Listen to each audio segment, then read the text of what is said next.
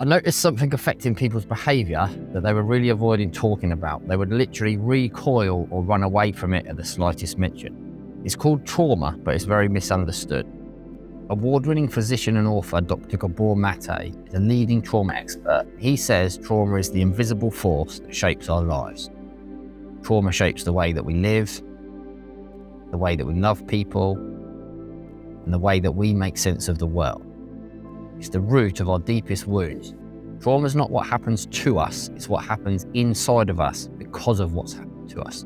The cost of trauma in the UK is absolutely staggering. The estimated cost of major trauma is between 0.3 and 0.4 billion pounds a year in immediate treatment. As a byproduct, mental health problems represent the largest single cause of disability in the UK. The cost to the economy is estimated at £105 billion a year. That's roughly the cost of the entire NHS. My name's Ed Lofts, I'm 7 times world kickboxing champion, and I have over 25 years experience teaching children and adult martial arts. I've also been a community organiser, and I listened to people's worries and concerns in my hometown for several years. As a child, I would point out people's behaviours which I thought to be odd or strange. Firstly within my own family, and then outwardly in the community around us. Something wasn't quite adding up. I wasn't satisfied with the terrible explanations and answers I was being given by the adults around me. After around 20 years of investigation into this topic, and while trying to help a loved one, I stumbled across something called complex trauma. Suddenly, answers started falling into place, answers to questions which had puzzled me for years about human behaviour. Today, the UK Trauma Council are investigating the role which complex trauma plays in our lives, socially, emotionally, psychologically, neurobiologically, and relationally, in these areas and how they're impacted and affected. In short, complex trauma is responsible for a huge amount of the behaviours people find so hard to explain. From simple things like having an inability to say no or freezing at the first thought of conflict, all the way through to substance addictions or destroying good relationships by lying for no reason. To understand this better, I then looked at the work of Dr. Daniel G. Amen. Although he's a fully qualified child and adult psychiatrist, Dr. Amen is also a self-proclaimed maverick. He runs groundbreaking clinics which perform CT scans on the brain, showing which areas lack the correct blood flow and volume of blood to the brain. This is done to identify and map the effects trauma has on the brain. We all know that the body needs blood to function. If we get cut, we start to bleed. If we're hit hard enough, we bruise.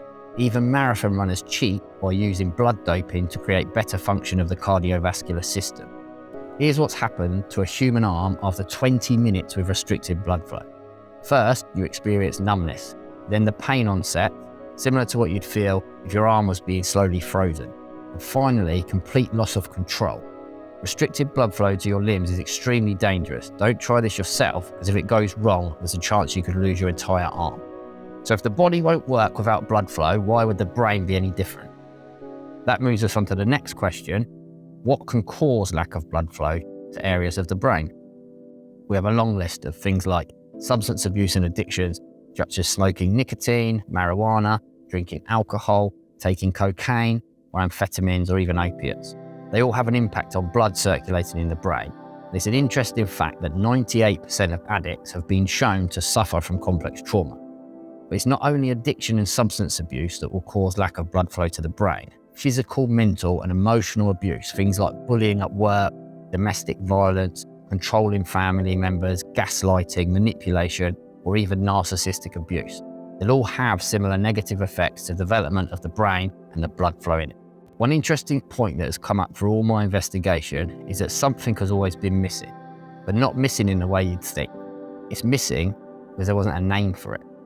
There's a gap in the way the English language uses terminology. We have a big misunderstanding. I could clearly feel something internally which I didn't have a name to describe. Dr. Gabor Maté says trauma is the invisible force that shapes our lives. It was only after finding an astonishing video by Tim Fletcher on YouTube that the last piece of the puzzle fell into place. Neglect is the opposite to attention. It sounds like just or nothing. It's minimization at its finest. Neglect is something which didn't happen, and if it didn't happen, how can it affect us? Neglect is the empty space left by the absence of love. So the answer to my question was hiding there, right in plain sight the whole time. You can't see nothing. Unless you take away everything else, then nothing becomes everything because it's all that's left.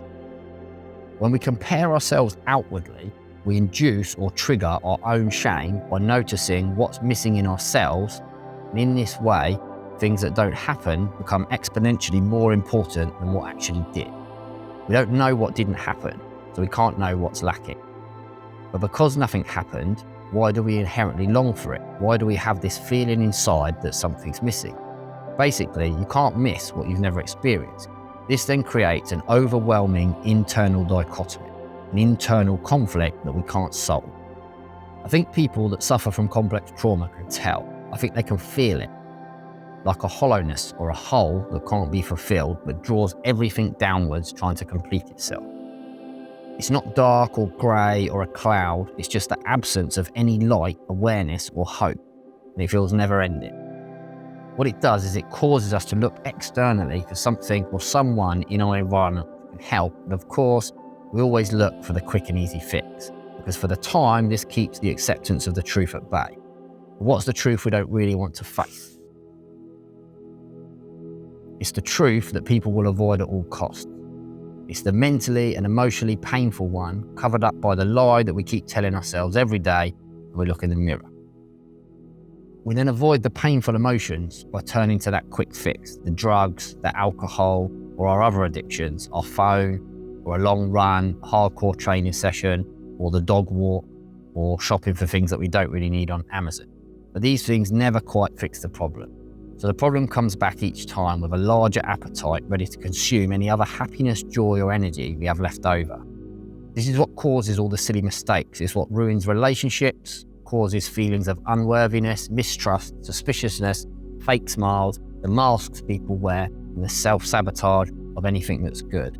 And then, because it's so uncomfortable to confront what we've done, we feed it again with the pain of hurting loved ones, and it grows but backs off for a while. Temporarily forgotten as the busy pace of our lives helps us pretend we've outrun it. This then becomes our default solution, the thing that we use as a defense mechanism every time. But that thing, that behemoth, becomes an insatiable parasite that controls our feelings and our choices. And we eventually mistake it for who we are. We adopt a core belief that we're bad or sick, disgusting, or worthless or unlovable. We're not fit to be rescued. We completely abandon ourselves along with any hope of redemption. We then behave accordingly, taking our frustrations out on people closest to us with passive-aggressive digs. We isolate, we blame everybody else. We push all that's good away from us so we don't spoil other people's lives just like we've done our own. Due to our apparent isolation, we become what we hate and in turn blame and resent ourselves. Then a voice in our head pops up and it joins in, bullying us, telling us what we really believe about ourselves and who we are. I'm hoping this sounds familiar to people and that they can relate to it. But because I'm a martial artist, I don't think in problems, I think in solutions.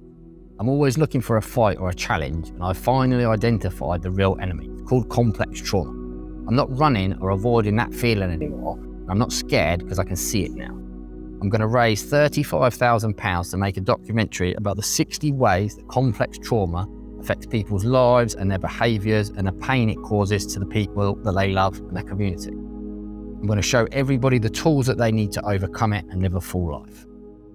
If you'd like to help me or follow my story, please make a donation on the link below.